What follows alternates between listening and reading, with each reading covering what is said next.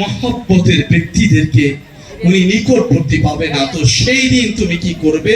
সেই দিন আমার ভাইয়ের সামনে, মুসিবতের সামনে তুমি দাঁড়াবে।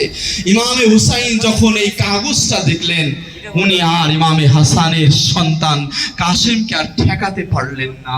কাসেম আলাইহিস সালামকে বারবার সিনার মধ্যে জড়িয়ে ধরে কাসেমের এই মুখে আর ঠোঁটে চুম্বন করতেছিল আর বলতেছিল যে কাসেম, আমার তো ইচ্ছা হয় না তোমাকে কারবালাতে যেতে দিই।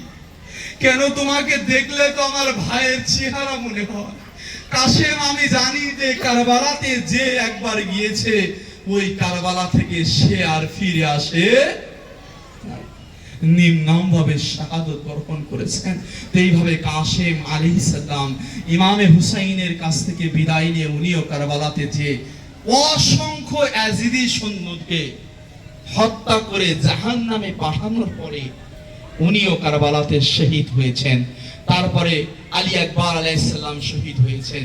আমি যে ঘটনাটা আপনাদের মাঝে বলতে চাচ্ছি, একেবারে শেষ মুহূর্তে কারবালাতে যখন আলী আকবর শহীদ, আব্বাস আলমদার শহীদ, আওন মোহাম্মদ শহীদ, কাসেম আলাইহিস সালাম শহীদ, এইভাবে যখন অনেকে শহীদ, শুধুমাত্র শাহাদত বরণ করতে বাকি আছেন দুইজন। একজন হচ্ছে ইমামে হুসেন, আর একজন হচ্ছে ইমামে হুসাইনের লাগতে জিগার কলিজার টুকরা মাওলা আলী আসগার আলাইহিস সালাম। আমি সেই জায়গা থেকে আপনাদের মাঝে কিছু কথা বলবো।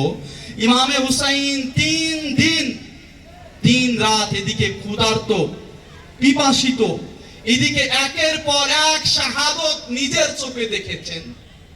আমরা যদি দুনিয়াতে আমাদের কোন একজন নবজোয়ান সন্তান যদি আমাদের সামনে